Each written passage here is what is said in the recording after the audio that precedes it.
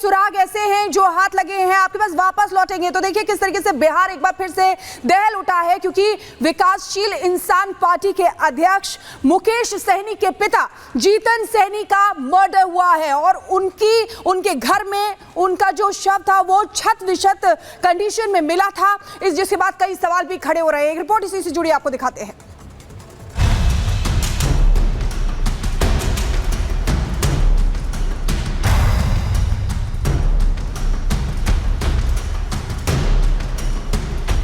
कुछ लोगों की भीड़ और हाथ में लाठी डंडे। ये सीसीटीवी फुटेज मुकेश साहनी के घर के बाहर की है। ये फुटेज 9 से 10 जुलाई का बताया जा रहा है। अब ये लोग कौन थे, इनका मकसद क्या था और क्यों लाठी डंडे लेकर घूम रहे थे, पुलिस इसकी जांच करेगी। लेकिन फिलहाल इसे बिहार में हाई प्रोफाइल मर्डर यानी जीतन साहनी हत्या केस में अहम सुराग के तौर पर देखा जा रहा है। इस बीच पुलिस को एक बड़ा सुराग मिला है और वो है सीसीटीवी का वो फुटेज जिसमें सिर्फ 4 लोग दिख रहे हैं। अभी तक की जांच में ये पाया गया है कि इनमें 2 लोग ऐसे हैं जिन्होंने जीतन साहनी से ब्याज पर पैसा उधार लिया था। वहीं एक संदिग्ध ने अपनी बाइक लोन की सिक्योरिटी के रूप में रखी थी, जिसे छुड़ाने की बात करने ये लोग रात में गए थे। इनमें 2 लोगों के साथ जीतन साहनी की 2 दिन पहले भी कहासुनी हुई थी और दोनों संदिग्ध ने जीतन साहनी को सबक सिखाने की धमकी दी थी। जीतन साहनी हत्याकांड की जांच कर रही पुलिस को काफी क्लू मिले हैं। इस मामले में कुक और दूध वाले को भी हिरासत में लेकर पूछताछ की जा रही है। दरभंगा पुलिस हत्याकांड की जांच में जुटी है। हत्या की जांच के लिए एसआईटी गठित की गई है। आईपीएस काम्या मिश्रा के नेतृत्व में एसआईटी का गठन किया गया है। हत्या के बाद डॉग स्क्वाड और एफएसएल ने जांच की है। मौकाए वारदात से फिंगरप्रिंट भी लिया गया है। आगे डीएनए जांच भी की जाएगी। सभी बिंदुओं पर पूरी गंभीरता और संवेदनशीलता के साथ बहुत ही बारीकी और सघनता के साथ जांच की जा रही है। घर की अलमारी एक बाहर पाई गई है, उसमें कुछ रुपए और कागजात मिले हैं, उसकी भी बारीकी से जांच की जा रही है। घर के अंदर 3 गिलास पाए गए हैं, उसमें किस तरह का पदार्थ है उसकी भी जांच की जा रही है। तो कुल मिलाकर के एक वैज्ञानिक जांच हेतु जो सभी संबंधित साक्ष्य हो सकते हैं उसकी जांच की जा रही है। एफएसएल की टीम और डॉग स्क्वाड की टीम ने भी पहुंचकर जांच की है और हम लोगों ने भी देखा है कई महत्वपूर्ण सुराग हम लोगों को मिले हैं। हम लोग उद्भेदन के बहुत ही नज़दीक हैं और अपराधियों की गिरफ्तारी सुनिश्चित की जाएगी। हमारे पास कई महत्वपूर्ण सूचनाएं हम लोगों को मिली हैं, कई अच्छे सुराग मिले हैं। पुलिस और प्रशासन जांच में जुटी है, लेकिन विरोधियों का फोकस जांच से ज्यादा सियासत पर है और वो बिहार में महाजंगल राज का राग अलाप कर सियासी रोटियां सेकने में जुटे हैं। तो वहीं पलटवार करने में बीजेपी और जेडीयू के नेता भी पीछे नहीं हैं। सरकार द्वारा ये संरक्षित अपराध है, संपोषित अपराध है, ये प्रायोजित सरकार द्वारा है। तो बिहार में पूरी तरीके से बिहार को हम कह सकते हैं कि गुंडा राज जो है स्थापित हो चुका है। ये राजनीति का विषय नहीं है और इतना जरूर कहूंगा कि अपराधी बच नहीं पाएगा और राज्य सरकार इसके प्रति गंभीर है। बिहार में अपराधी राज कायम हो गया है, अपराधियों का तांडव हो रहा है और ये जंगल राज का राग अलापने वाले बीजेपी के लोग और एनडीए के लोग अब चुप क्यों हैं? राजनीति में किसी भी प्रकार की हिंसा का कोई स्थान नहीं है।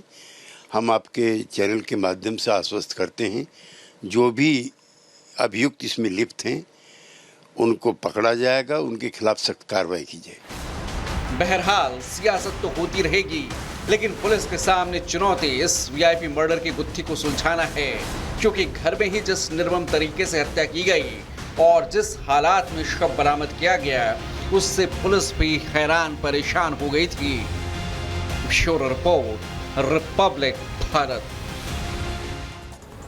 तो बिहार में जहां 2 दिनों में 2 हत्याकांडों से सनसनी है, तो यूपी से भी ऐसी खबर आई है जहां पर लखनऊ के इंदिरा नगर में एक नाबालिग ने 3 लोगों पर हमला किया जिसमें 2 लोगों की मौत हो गई है। बताया जा रहा है कि 17 साल के नाबालिग ने अपने मामा मामी और उनके बेटे पर हमला किया जिसमें मामा मामी यानी दंपत्ति की मौत हो गई, जबकि जो बेटा है उनका वो बुरी तरह से जख्मी है। 17 साल के नाबालिग ने इस मर्डर को अंजाम दिया है। फिलहाल शुरुआती जानकारी ये सामने आई है, मामा मामी और मेरे भाई पर गोलियां चलाई जिसमें मामा मामी की मौत हो गई, जबकि जो भाई है वो जख्मी हो गया।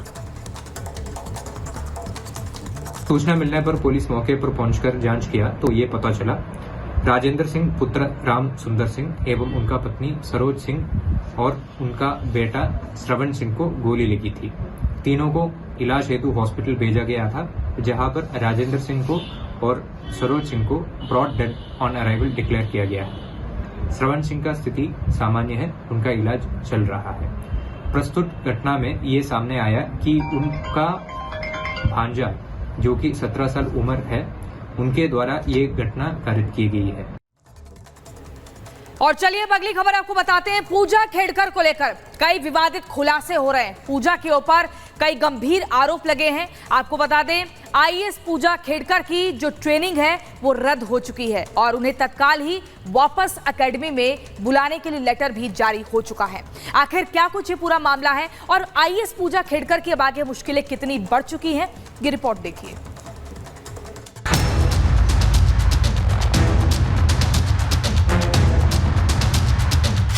विवादों का पिटारा, ट्रेनिंग से छुट्टी,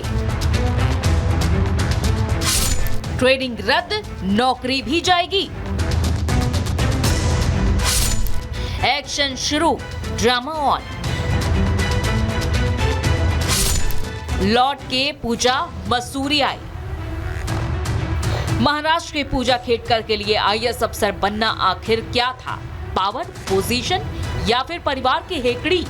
ये सवाल इसलिए क्योंकि इसे हासिल करने के लिए पूजा और उसके परिवार ने बार बार झूठ बोले, गलत सर्टिफिकेट हासिल किए। फिलहाल उन पर आरोप यही है और अब जिस तरह एक्शन हुआ है वो पूजा को कारनामा क्वीन का नया फेस बना रहा है। ट्रेनी आईएएस ऑफिसर पूजा खेड़कर, जो अभी तक अपने पद की गरिमा को तार तार कर हेकड़ी दिखा रही थी, लाल नीली बत्ती वाली गाड़ी की मांग, फर्जी सर्टिफिकेट के साथ साथ अपनी ऊट पटांग मांगों को लेकर विवादों में घिरी रही, मीडिया के सवालों से बचती रही। आखिरकार अब खेड़कर के खिलाफ बड़ा एक्शन लेते हुए महाराष्ट्र सरकार ने ट्रेनिंग से वापस बुलाया, यानी कि पूजा खेड़कर की ट्रेनिंग को रद्द करने का तत्काल आदेश जारी किया गया है। मुझे लगता है ऐसे सेंसिटिव विषय में, कुछ अधिकारी के विषय में कोई भी बात होती है तो सरकार एक समिति गठित करती है, जिस समिति के सामने सारे विषय चर्चा को आते हैं। मुझे लगता है समिति गठित हुई है, उसमें जो तकरार के पार्टी वाले लोग वो भी बयान देंगे और जिनके खिलाफ आरोप हुए वो भी उसमें अपना साक्ष्य देगी। समिति जो निर्णय करेगी वो निर्णय सबको मान्य रहता है। जांच पूरी होने तक पूजा खेड़कर को एकेडमी में ही रहना होगा और इससे पहले पूजा की ट्रेनिंग को 1 हफ्ते के लिए रोका गया था। इस बीच पूजा खेड़कर का एक और फर्जीवाड़ा सामने आया है। खबर है कि उन्होंने नाम और उम्र में भी फर्जीवाड़ा किया है ताकि यूपीएससी के एग्जाम में उन्हें ज्यादा अटेम्प्ट मिल सके। 2020 के आवेदन में खेड़कर पूजा दिलीप राव लिखा था। पूजा खेड़कर ने अपनी उम्र भी 30 साल बताई थी। 2023 में पूजा मनोरमा दिलीप खेड़कर लिखा और इस साल पूजा ने अपनी उम्र महज 31 साल बताई थी। मतलब 3 साल में उनकी उम्र महज 1 साल बढ़ी थी। तो कुल मिलाकर पूजा खेड़कर की मुश्किलें अब बढ़ती हुई नजर आ रही हैं और नौकरी पर तलवार लटकी हुई है। इधर ड्रामा भी होने, पूजा खेड़कर ने डीएम के खिलाफ शिकायत दर्ज कराई है। पूजा खेड़कर जो खुद विवादों से घिरी हुई हैं, उन्होंने डीएम पर उत्पीड़न का आरोप मढ़ दिया है, यानी उल्टा चोर कोतवाल को डांटे वाला हाल माना जा रहा है।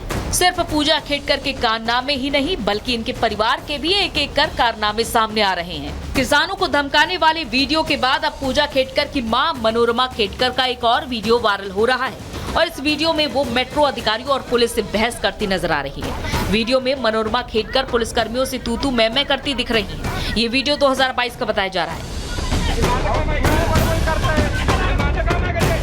दरअसल खेड़कर परिवार के पास पुणे के बानेर रोड पर ओमद्वीप नामक बंगला है। इस बंगले के पास मेट्रो निर्माण के दौरान मेट्रो कर्मचारियों ने उनके बंगले के पास फुटपाथ पर कुछ चीजें रखी थी। इस पर मनोरमा खेड़कर मेट्रो कर्मचारियों से उलझ गई थी। पुलिस आने के बाद वो पुलिस कर्मियों से भी बहस करने लगी थी और इससे पहले किसान को पिस्तौल दिखाते हुए मनोरमा खेड़कर का वीडियो सामने आया था, जिसकी शिकायत पुलिस में की गई थी और इसके बाद से मनोरमा खेड़कर और उनका परिवार फरार है। पुलिस ने इनकी तलाश के लिए टीमें भी बनाई हैं, जो मुंबई, पुणे और अहमदनगर में इन्हें तलाश रही हैं। Bureau report, Republic Bharat.